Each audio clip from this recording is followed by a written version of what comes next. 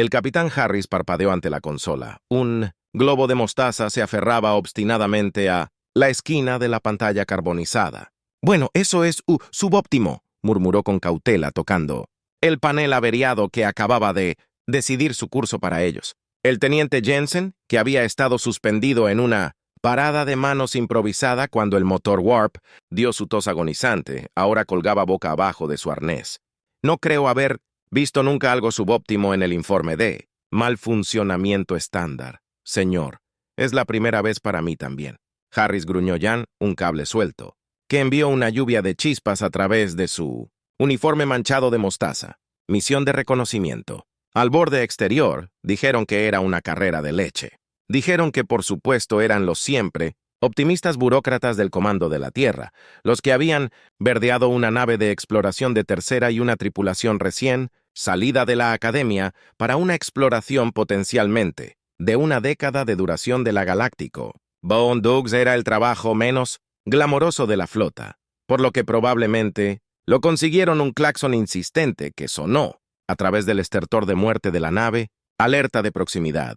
Jensen graznó por poco, perdiendo una introducción de cabeza a un panel superior proximidad a lo que Harris ladró. «Estamos en un espacio inexplorado exactamente. Espera, es esa santa madre. Del impacto del brazalete todo se fue cuesta abajo o, más bien hacia un cuerpo terrestre desconocido desde allí la nave. Apenas más que una lata voladora.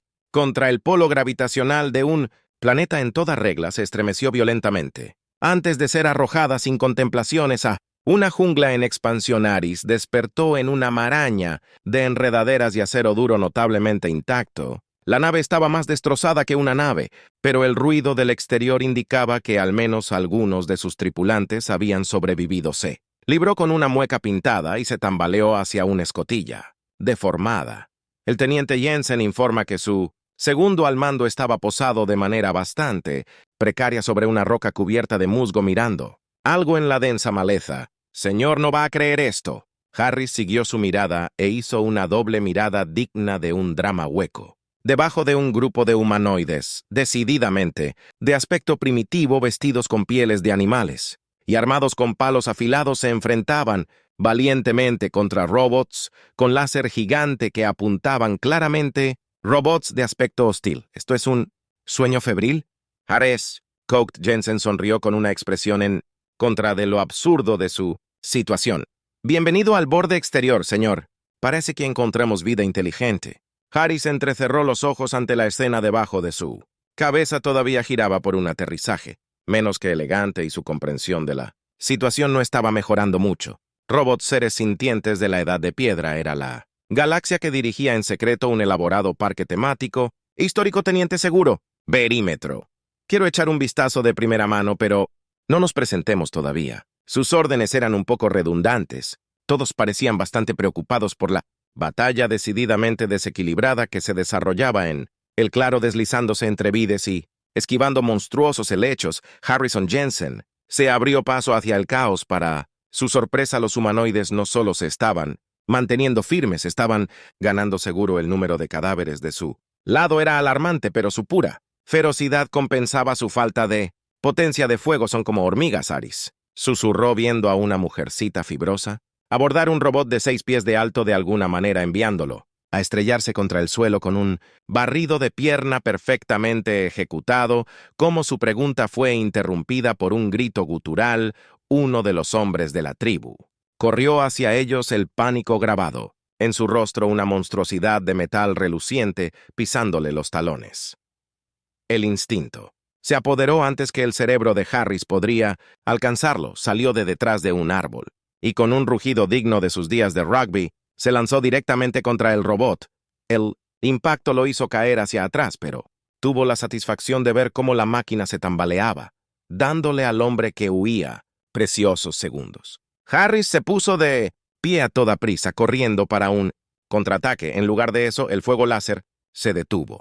Se arriesgó a echar un vistazo y casi se rió a carcajadas.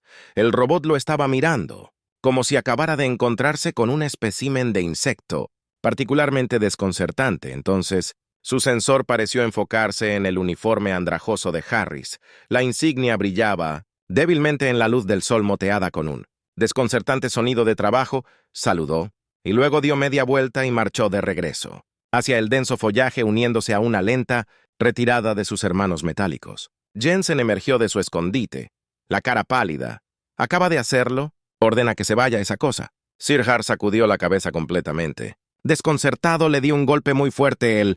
Claro, estalló en vítores los humanoides. Salpicaron, pero un victorioso se dirigió. Hacia ellos, Aris se encontró levantado sobre sus hombros, sus gritos de protesta. Perdidos en el júbilo que captó, la mirada de Jensen el teniente llevaba una mezcla igual de confusión y entusiasmo. Maníaco subóptimo, la noticia de la gente del cielo y su milagrosa ayuda se extendió por las tribus como un reguero de pólvora. En un minuto luchaban por sobrevivir contra sus opresores tecnológicamente superiores y al siguiente, la salvación aparentemente había caído de los cielos. El lugar del accidente se convirtió en un campamento improvisado. Los humanos trataron con una reverencia generalmente reservada para los dioses, una acción que hizo que Harry se sintiera cada vez más incómodo con la barrera del idioma más insuperable que una estrella de neutrones. Recurrieron a una extraña forma de charadas. Jensen demostró ser inquietantemente hábil en esto, que el uso de un botiquín para Wild. Aplaus. Harry se centró en la U- abstracta en su conocimiento de ingeniería para arreglar Salvage Tech e improvisar algunas mejoras sorprendentemente efectivas para sus aliados primitivos. Armamento sintió la punzada de culpa por cada lanza retocada. Con cada día que pasaba se hacía más difícil negar que estaba armando una rebelión. De hielo los robots se mantuvieron alejados, su ausencia un testimonio preocupante de su inteligencia estratégica, pero las tribus se envalentonaron. Los susurros se convirtieron en gritos de guerra. Harry se encontró atrapado en consejos estratégicos, acurrucándose alrededor de una fuego, luz y pintura pegando mapas esbozados en la tierra. Estas no eran solo escaramuzas. Ahora había un patrón desconcertante en los ataques unificados de la tribu, un patrón que parecía sospechosamente como tácticas militares rudimentarias, una noche acurrucados con la mujer. Nervuda, que habían aprendido a través de mucha gesticulación frenética, se llamó a Ana, la líder de este ejército patchwork. Harry sintió las cuerdas de una idea verdaderamente terrible. Echó un vistazo al crudo mapa topográfico, al rostro ferozmente determinado de Ana y soltó. ¿Qué pasaría si nunca atacaran en primer lugar? La expresión de IR estaba cuestionando la barrera del lenguaje universal que levantaba su fea cabeza.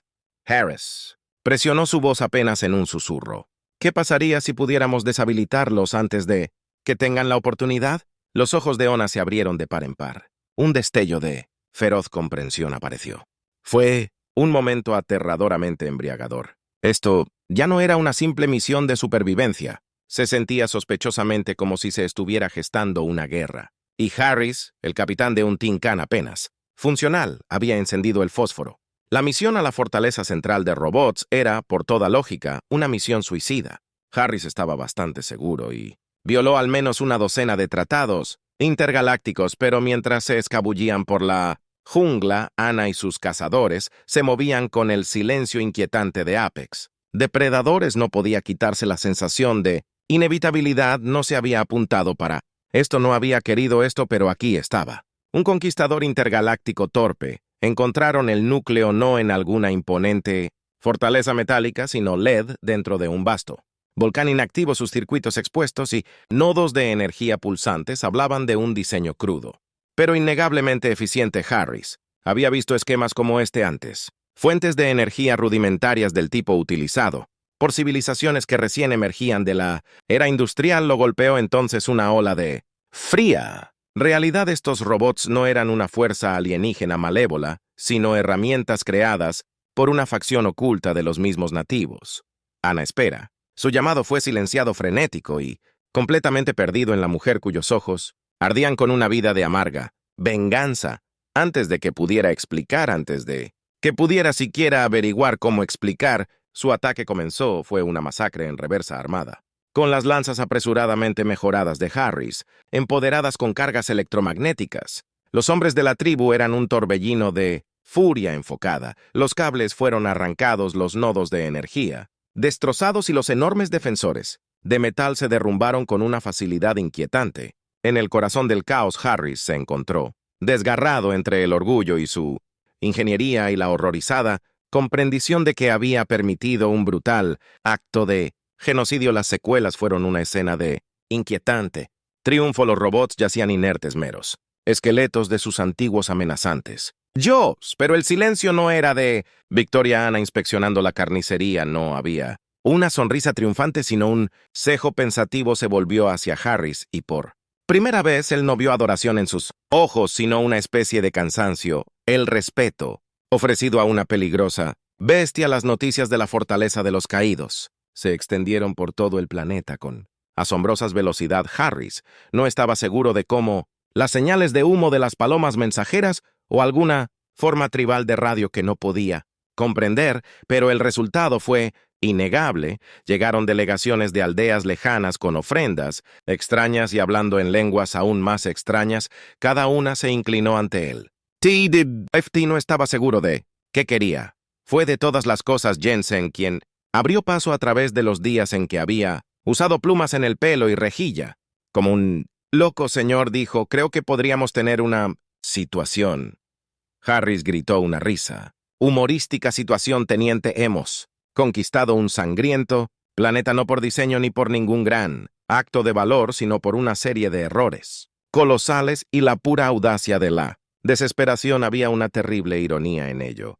Todos hicieron su palacio en una red extensa de cuevas que antes eran los residentes de la ahora claramente menos poderosos señores robóticos. Era una extraña clase de existencia. Harris se encontró aprendiendo tallar madera. Ana insistió en que era una habilidad digna de un líder. Jensen, lo bendiga, se había convertido en el diplomático muerto usando una desconcertante combinación de pictogramas y gestos salvajes para negociar. Todo desde tratados hasta menús de cenas. Mientras tanto, Harris pasaba sus días estudiando. La tecnología SAL era dolorosamente simple, un retorcido testamento a los invisibles inventores, una facción de este mundo, lo suficientemente desesperada como para convertir la tecnología en un medio de opresión. El gesto de culpabilidad, en él amplificado por el peso del poder involuntario que se le impuso, llegó a un punto crítico durante una ceremonia particularmente desconcertante, rodeado de tribus que cantaban con más plumas que un santuario de aves galáctico. Harris estaba a punto de ser presentado con lo que parecía sospechosamente como una corona hecha de hueso pulido. No podía hacerlo lo suficiente. Su voz se quebró a través de la cantando. Un silencio inquieto cayó sobre la caverna. Ana, eternamente paciente, esperó con una ceja arqueada. Harris se tragó su orgullo ante cualquier resto de protocolo intergaláctico que pudiera recordar. No puedo, no soy. Se tropezó con las palabras profundamente, consciente del peso de 100 ojos, espectadores sobre él. Este planeta hizo un gesto a su alrededor. Es tuyo, nunca quisimos. Nunca quise. Tomarlo. Una oleada de confusión inundó a la multitud. Se alegró de que Jensen suplicara ayuda a su siempre confiable segundo al mando. Sin embargo, lo miraba con la boca abierta en estado de shock. Ana se acercó no con ira, sino una extraña mezcla de curiosidad y preocupación. Toma lo que ella preguntó. La pregunta era simple. El dispositivo traductor enganchado a su oído la traducía a un inglés plano, pero sus implicaciones eran cualquier cosa. Pero Harris sintió un frío pavor instalarse en sus entrañas. Tu hogar, tu mundo, él explicó. Lentamente los robots, la lucha, nosotros, él pensó, pero no estabas en guerra, ¿o sí? El ceño de Ana arrugó las proporciones casi cósmicas. Entonces hizo lo inesperado. Se rió. No fue despectivo, sino de genuina alegría, haciendo un gesto hacia los restos de los robots derrotados. Ella dijo, estos no son guerra, son deporte. Harris miró sin comprender. Ana hizo un gesto grandiosamente hacia la caverna, hacia los tríbules que cantaban los dispersos. Concurso de maquinaria que construimos, luchamos. La tribu más fuerte gana. La comprensión amaneció lenta y horrorizante. Las batallas, la desesperación, la obediencia casi robótica de sus adversarios metálicos. No era guerra, era el equivalente intergaláctico de un torneo de fútbol, y ellos accidentalmente ganaron el Super Bowl. No estaba seguro si debía reír, llorar o enviar una transmisión muy disculpada al comando de la Tierra. En cambio, hizo algo claramente humano. Sí, desmayó. Sorprendentemente se necesitaron pocos pictogramas y mucha imitación para arreglar el malentendido monumental que los había convertido en señores de la guerra accidentales. Las tribus, una vez que superaron el shock inicial de que sus dioses fueran idiotas colosales, parecían más divertidos que ofendidos. Resulta que declarar la paz interplanetaria es significativamente más fácil que declarar la guerra. La cueva se convirtió en un centro de un tipo diferente. Harris usó su tecnología restante para iniciar lo que podría describirse mejor como un curso intensivo de avance tecnológico. Les enseñó principios básicos que no eran suficientes para crear algo parecido a la sociedad moderna, pero lo suficiente. Esperaba evitar la invención de los combates a muerte, de robots. Jensen encontró su verdadera vocación como antropólogo cultural armado con su siempre presente cuaderno de bocetos y una capacidad casi desconcertante para aprender sobre la marcha. Documentó todo, desde las costumbres tribales hasta los increíblemente complejos libros de reglas deportivas. Anna, para alivio de Harris, recuperó la corona como una monstruosidad, pero también mantuvo la lanza tallada, hecha a fuego por capricho, un símbolo que explicó que su fuerza no provenía de arriba sino de adentro. El día en que finalmente repararon su nave, llegó con emociones encontradas, hubo alivio, sí, y el anhelo de una ducha caliente que rayaba en la desesperación, pero también hubo un dolor agridulce. Harris se paró al lado de Anna, mirando el valle. Todavía tenía las cicatrices de su gran desventura, pero en medio de los restos New Growth se abrió paso. A través de las balizas We Leave Behind, dijo, esperando que los cartógrafos galácticos tuvieran sentido del humor, señales de advertencia para mantener alejados a los demás. Anna simplemente asintió con la mirada fija en un grupo de niños que desmantelaban un robot caído con mucha más eficiencia que ellos.